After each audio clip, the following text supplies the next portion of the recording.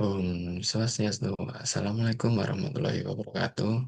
Kenalkan, nama saya Dimas Yuda Pratama dengan NIM 24095110134. Di dalam video ini saya akan membahas mengenai leptospirosis.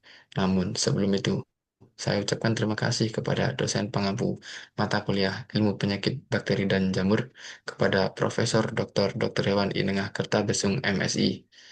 Adapun topik yang saya akan bahas di dalam video ini, yang pertama adalah latar belakang, morfologi dari leptospirosis, case-based learning, gejala, cara penularan, hasil pemeriksaan, penanganan kasus, dan kesimpulan serta saran.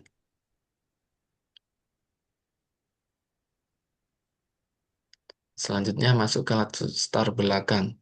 Leptospirosis merupakan penyakit zoonosis yang disebabkan oleh bakteri Leptospira dan dapat menular dari hewan ke manusia, terutama melalui air atau tanah yang terkontaminasi urin hewan yang terinfeksi, seperti tikus. Penyakit ini sering muncul di daerah tropis dan lembab, khususnya saat musim hujan atau setelah banjir, karena kondisi lingkungan yang mendukung pertumbuhan bakteri dan meningkatnya risiko kontak dengan sumber penularan. Keterlambatan diagnosis dapat menyebabkan komplikasi serius hingga kematian, sehingga diperlukan peningkatan kewaspadaan, deteksi dini, dan upaya pencegahan di masyarakat. Untuk morfologinya, dari bentuknya berbentuk spiral halus dan lentur menyerupai bagas atau tanda tanya, dengan ujung runcing atau melengkung seperti kait. Untuk ukurannya, panjangnya sekitar 6-20 mikrometer dan lebarnya 0,1 mikrometer. Motilitasnya bergerak aktif dengan gerakan melingkar karena memiliki dua flagella perisplasmik. Untuk sifatnya, bersifat gram negatif yang memiliki dinding sel tipis dan tidak menyerap zat warna gram. Bersifat aerob obligat yang artinya mampu membutuhkan oksigen untuk hidup dan dapat hidup di air tawar atau tanah yang lembab selama beberapa minggu. Untuk struktur selnya memiliki lapisan luar atau membran luar, peptidoglican tipis, dan sitoplasma dengan nukleoid yang mengandung DNA. Untuk kasusnya, pada semester pertama tahun 2025, Kota Yogyakarta melaporkan kasus leptospirosis sebanyak 18 orang dengan 5 kematian. Salah satu kasus yang tercatat adalah seorang pria berusia 34 tahun bernama Andi, yang bekerja sebagai buruh bangunan dan tinggal di Kecamatan Gondokusuman, daerah yang rawan banjir. Setelah hujan deras, Andi melintasi genangan air yang tercemar dan 3 hari kemudian mengalami demam tinggi, nyeri otot pada betis dan punggung, sakit kepala yang hebat, mual, muntah, serta urin berwarna gelap disertai mata yang mulai menguning. Keluarganya awalnya mengira gejala tersebut flu biasa dan hanya memberikan obat pereda demam. Kondisinya semakin memburuk sehingga Andi dibawa ke puskesmas terdekat.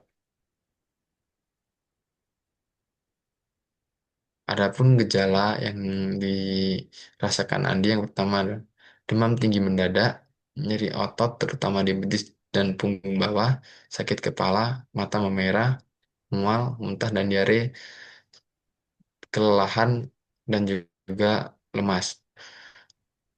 Untuk penularannya sendiri bisa dimulai dari kontak langsung dengan urin, darah, atau jaringan hewan yang terinfeksi, terutama tikus. Ada kontak tidak langsung melalui air, tanah, atau lumpur yang terkombinasi urin hewan.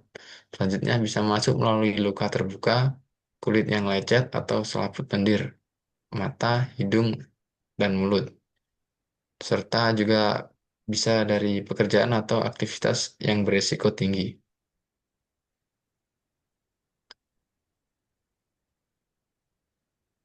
Adapun hasil pemeriksaan yang didapatkan dimulai dari pemeriksaan fisik, pasien mengalami demam tinggi, nyeri otot, sakit kepala, dan mata memerah.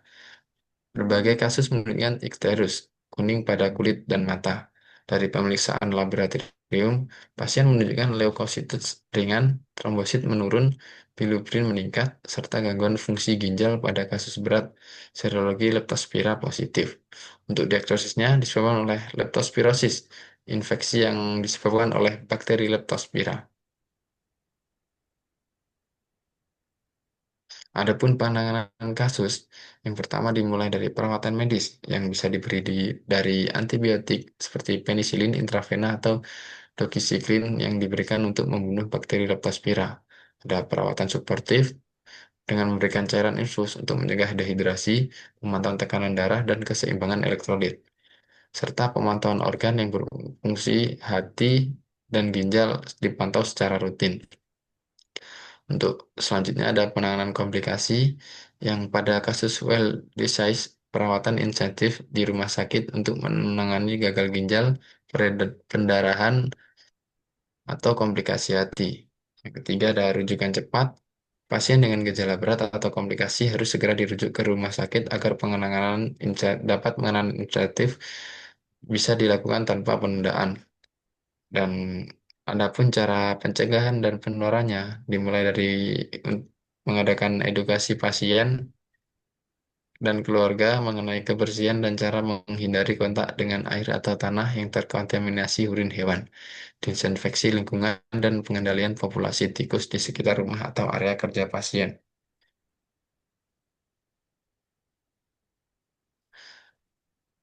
Kesimpulan dan saran dari kasus tadi, kasus leptosirosis di Kota Yogyakarta pada semester pertama tahun 2025 menunjukkan tingginya resiko penularan di daerah dengan genangan air, sanitasi buruk, dan populasi tikus yang banyak.